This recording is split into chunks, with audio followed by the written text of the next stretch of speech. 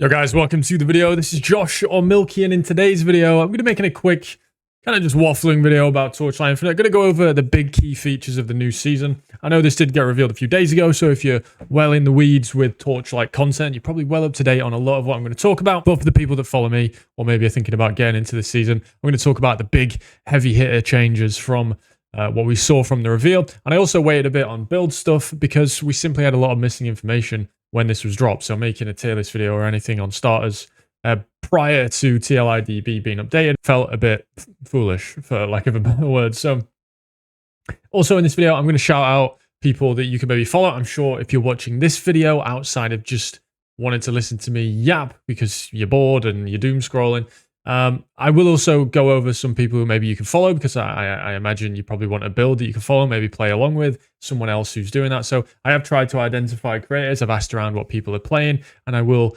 share them in this video as well. So doing my best to get you guys builds that you want to play, because I don't really do build guides or anything anymore. I kind of gave that up. I just kind of pick a build, play it, and have fun these days. I don't really do build guides, but I will share obviously my codes and everything. I'll have a sheet, so check the pinned comment. I'll have a sheet.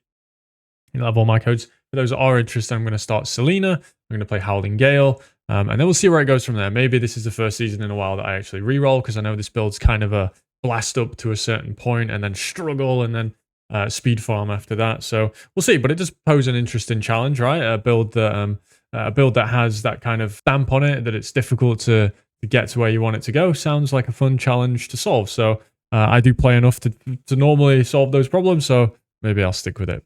Either way, let's talk about the big changes this season. And as I said, I'm just going to go over the heavy hitters. So the main new league mechanic this season, if you didn't know, there's many parts to it. There's an in-map mechanic that you can see what is being done right here. Essentially, you're going to encounter a convoy, and when you interact with that, it's going to all the mobs, all the outlaws are going to scatter and try and get away. Your job is to hunt them down and kill them all and claim their tower coins. And as you do this, your bounty reputation is going to increase. What exactly are bounties? Well, you're going to get bounty orders as you increase in star level. Think of this like GTA. As you do more bad shit, you're going to get star level. And when you get to a certain star level, you're going to get these bounties. You can see that's not too shabby of a reward. 180 FE for completing this bounty. I wouldn't shake my head at that. I'll take 180 FE. Yes, sir.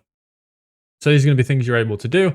And then on top of that, there are also some kind of raids. They're slated to be kind of raids, the ultimate strong room, and you have to get in there, get the loot, and get out, a bit like a heist in Path of Exile. So if that's your kind of content, it does of course have the in-map mechanic and the bounties as well. It's not just kind of like the contract blueprint system, but there is this end game kind of optional mechanic you can do if you so choose.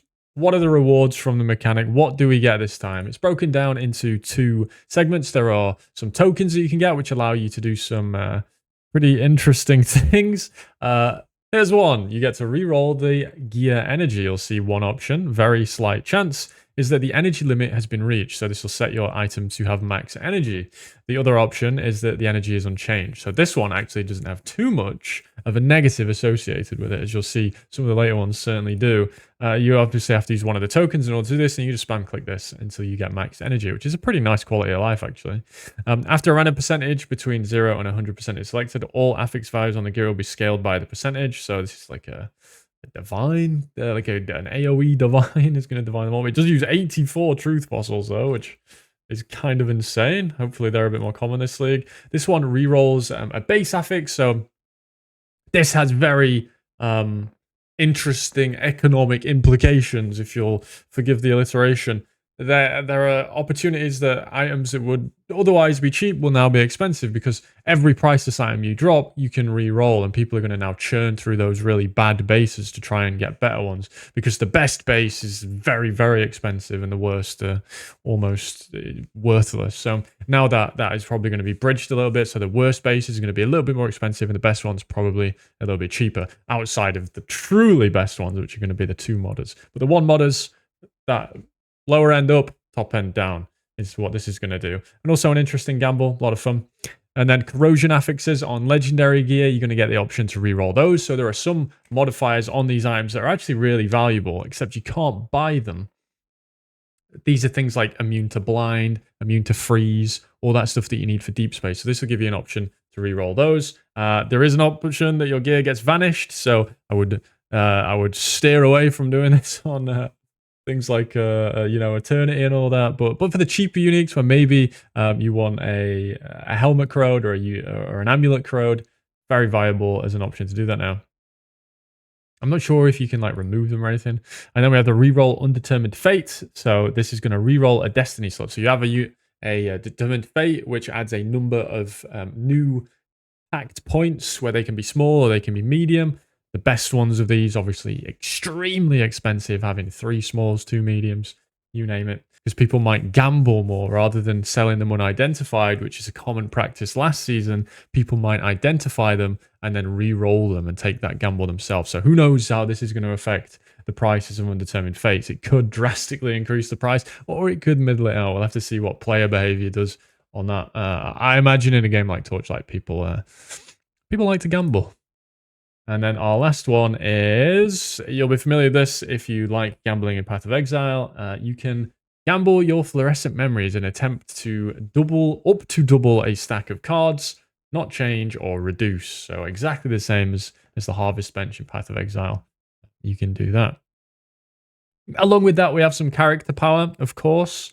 How this works, to my knowledge, you are going to input an item and begin a sequence. And what that sequence is going to do is each step of the sequence, based on which one you got. I don't know what determines how many of these you get, but basically each step of the sequence is going to offer you a combination of these tokens. So they go from 1, I think it's to 8 or 9.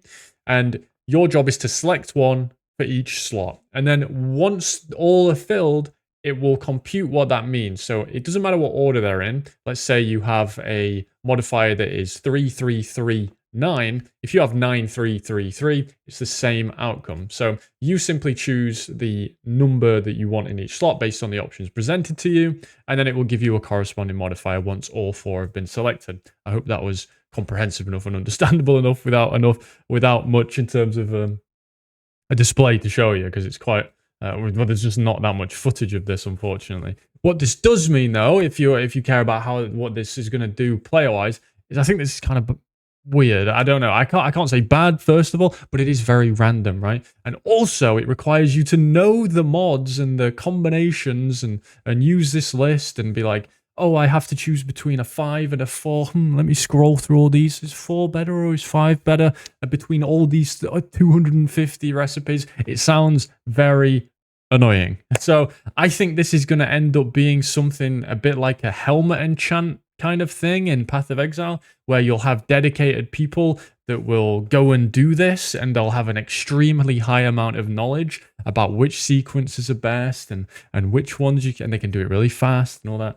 This is an opportunity for you to be one of those people if you like that kind of gameplay. But if not, I think it honestly for me, having to memorize, I've got a 5, I've got a 4, I've got a 3, I've got a, it sounds a bit annoying. But you can drop items with these mods as well. But what that also means is they're probably not going to have the priceless mod you want on them in the implicit, right? So this one's a bit of a mess for me. We'll have to see how it plays out. I don't want to be doom and gloom because, I mean, the mods themselves are insane. Some of them are incredible. Look at this one. Heart of Corona. Spirit Magus skills can be equipped to active skill slots. 25% Magus effect for every aura that affects you.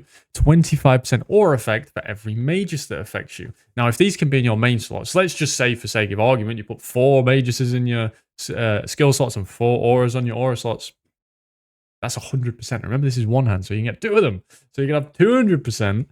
Magus effect and aura effect. Now remember, you can also get Kismets that give you Maguses. So you can get all those Magus without the annoying thing of having to put them in your active skill slots, especially if you have some of those medium Kismets.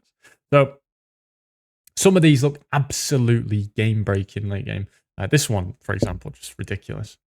And now, to go over some, I didn't want to scroll too much through tlidb or we'd be here all day, but one standout thing is just how crazy some of the shield mods are. I'm not going to go through the entire list as there's 250 or something things, but I'll talk about some of the more insane shield mods. Let's start with Foundation. All passive slots are supported by level 30 Precise Restrain. That is an insane amount of sealed mana compensation for all of your supports. It's also saving you a slot. It's also saving you all that flame elementium to buy those gems, and you get a free Precise Seal conversion on your first slot. So this one is Exceptional. The next one is block ratio is set to 70%. So you have to invest nothing into block ratio anymore. And if you manage to cap your block, you'll just have 70% DR. Good stuff. What else do we have? We have Thunder Baptism, which converts 100% of erosion damage taken to lightning damage. This is a very, very sought after modifier on boots, which has now become more available. You can actually craft this on some items now. You can get it on more items on the implicits.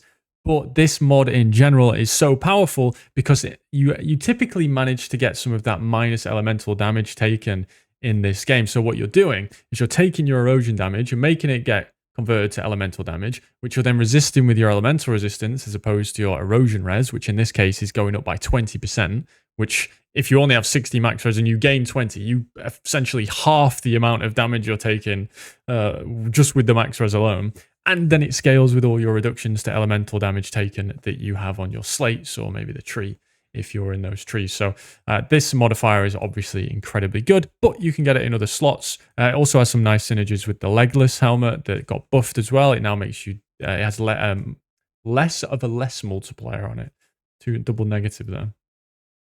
And then Prophecy of Immortality is 50% injury buffer. The stat's absolutely broken. Always has been, pretty much always will be if you can get a lot of it. And 50% is, shock to no one, a lot of it. So you can easily get to 100%. I don't actually know if there's a cap on injury buffer. Maybe let me know. I'm sure someone watching will know. I don't know if they'll be watching 12 minutes in, but awesome if you are. And then it also has like a Defiance of Destiny built in where you'll restore a portion of your missing life every time you take a hit. This has a very, very low interval. Obviously, interval can't really be scaled, but I mean, when you can do this 50 times per second, you're probably not too sad about it. Then we have your armor is fixed at 50% of evasion. Sure. I don't know if there's a corresponding one of these that goes the other way. But I mean, even so, if you're an evasion stacker and then you treat half of your evasion just as your armor, if anything does get through your evade, then you're going to be mitigating a ton of it with your armor. Could be interesting. I don't know if people will actually use this. Then we have like with Stray Return. You basically get lethal flash return projectiles just on anything now. Yeah, going to be difficult not to use a shield. That's for sure. Some other interesting offensive ones would be stuff like order is fixed at 100. I'm not going to go through all of these, but I will link this page in the description if you would like to see them. And then, of course, we have a new hero, as we always do. We've got Rosa 2, who's kind of a mana stacker. I think people are going to be playing like Moonstrike on this, Frost Strike, Thunder Spike. Plenty of things you can do on this character. It also has multiple different options. You can go on hero traits. You don't have to go full in on the mana stacking if you don't want to. Although late game, I think the mana stacking just looks like it has such absurd potential with your Realm of Mercury. You'll be able to permanently sustain that later on. You'll also have a ton of mind over matter, so all your damage will be going to your mana. You get extremely tanky this way. Yeah, this character just looks insane and has very, very good numbers. But, of course, you can't automate the skills, which is going to be a big, big, big pain point for a lot of people. Then we have a couple of new uniques. I'm not going to go over all these. There is an interesting one in Trinity, which makes you need to balance your elemental damage in order to gain essentially a 2 times more multiplier if you have the corroded version of Edict of Trinity. Because if you have perfectly balanced elements, it picks 1, the other 2 aren't counted, and then it times it by 6. So instead of having 3, you go from 3 to 1, but times by 6. You go from 3 to 6. Hopefully that makes sense. And then your elemental resistance is equal to your minimum effective elemental resistance. So you get some extra max res, your elemental pen is going to be insane. So damage-wise, this chest is phenomenal. Just insanely good. Of course, it doesn't come with much built-in terms of life or resist or anything like that. You're pretty much exclusively getting damage, but you do also get that max res as well, which is going to give you even more pen. So, yeah, insane chest. Actually enabling this, there are some things that were added in order to do that, where you can get literally just what's called flat elemental damage, and then you can scale that by whatever means. But we'll have to see how people go about doing this. But damage-wise, it does definitely look like it has a lot of potential. Then another thing I want to just shout out because I thought it was cool, like the boss design for this game is really stepping up. I think they're doing a great job with the new bosses, and this one, it looks like another cool one. They're kind of they're like leapfrogging their old designs, right? Where this guy's like the Fire Watcher, but 2025 version. Just obviously looks super cool. So yeah, he's going to be SS20, which is going to be a fun challenge. And then we'll go into builds. So a lot of people obviously want to know where to start. I've gone to the I've looked up people, I've asked people, what they're playing to kind of recommend things, and then I have some recommendations that maybe aren't on this list. But what I will be starting is Selena, Howling Gale. There are also people, Marcus Nordstrom, who plays Selena. I don't actually think, yeah, here, Marcus Nordstrom plays Selena a lot, makes builds, and he's going to be going Wilting Beam by the looks of it. I'll just be going Howling Gale, but if you want to go Wilting Beam and you need someone to follow, then he's going to be there for you. If not, you can just follow my codes. I won't be making a dedicated build guide or anything. I will be updating my build codes and snapshots as I go. Then we have Gemma 2. Gemma 2 was really good last season. She did get impacted a little bit by the talent tree changes. They put a lot of her good stuff in one place, which is, kind of, she wants all of them, and now she can only choose one unless she gets pedigree. But Satuka, again, I don't know if I'm saying that correctly. I do apologize if I'm not. Is going to play that, and he has a pretty good track record of playing very, very good builds and killing SS20 very, very quickly. So if you want to follow a build there, it is Russian, but I'm sure his guides and obviously his build codes, they'll be English in game, of course. So for Gemma 2, I'd go with what he's playing. Erica 2, obviously I'd go with what Mia does. She made the Erica 2 guide last league and also pushed the dragon the highest if that's something you care about. Then we have Gemma 3. I don't actually know anyone who's playing Gemma 3, but I wanted to put this on here just because Gemma 3 is just really good. I mean, last season I started Gemma 3 Hammer of Ash, and it was just so insanely smooth. You do lose GMP, which can definitely reduce your clear. But damage-wise, you're absolutely fine. This build does kind of cap out, though, as you're pretty much restricted to that 0.4 rhythm in super late game, so you're only ever going to be hitting 2.5 times per second. But they did make it so you could hit harder now. So this build should just be even better because you can hit harder now and it counts. The damage cap has been raised pretty much. So yeah, I think Gemma 3, Hammer of Ash, Groundshaker, even Flamecore can be very, very good. Bing, another Hammer of Ash user. It was very good last season. I think that's what people are going to go this season, and then maybe go into some kind of spellburst kind of stuff is what I'm hearing. Then we have Iris 2. I know Zen will be covering this. Zen M. Where is he? Zen M will be playing Iris 2. He's got a very good track record of making great minion builds, killing SS20 with them. Also playing this will probably be... there were people that played it last league, the Uberly and Alex Each, who did amazing on Iris 2. And maybe they're playing it again, and then you can obviously get their build codes.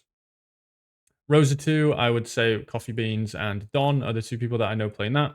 Obviously, both make great videos, have a good history of making great build guides for you to copy and follow along with. And they'll make it easy for you to understand what you need to do. I think both of them stream as well. So if you need someone to play along with or you need to ask questions, you've got that. And then finally, we have Thea 3, who is kind of slated to be the new Selena a little bit. Pick this character if you want to absolutely blast your way up to a time mark 8, maybe early profound, and just grind out some currency and then make a decision on what you want to do at that point. And I know Shady Broker, I did check with him, he is going to be playing this. So Shady Broker 1 to follow for Mind Control. He just stream. Make sure you check that out. I don't think he has any videos for this season on Mind Control yet, but he does have them from last season, and I'm sure he'll be streaming it live. Oh, and then Legolas for Erica 1 as well. I did check his videos to see if he was playing Erica 1. I didn't find it, but I think in the Torchlight Discord I saw that he was. And that would probably be the final recommendation if you're looking for a place to find builds. A lot of people ask where to find builds for this game. You do have YouTube, you have Twitch, and then you have, of course, the good old word of mouth or the Discord. The Discord is a great place to go and go into the hero channels and ask people what they're doing. People love to share what they're doing if they find something cool. Yeah, then you'll be able to find build codes here, and people are always willing to share what they're up to. Obviously, sometimes people find some really cool stuff that they don't want to share until they've finished it, but yeah, for the most part, the Discord is a good place to find some builds. And well, there's Shady, by the way. Yeah, you could use this. Would definitely recommend joining the Discord, and I'll put the link in the description. Yeah, I hope this was a tolerable video, as always, and I'll see you in the next one. The season starts in about 24 hours from when this video goes live. So if it's any time after that, then the season is live. Come check me out on stream. I will be live, most likely, as I'm doing a marathon stream. I'll see you then. Bye-bye.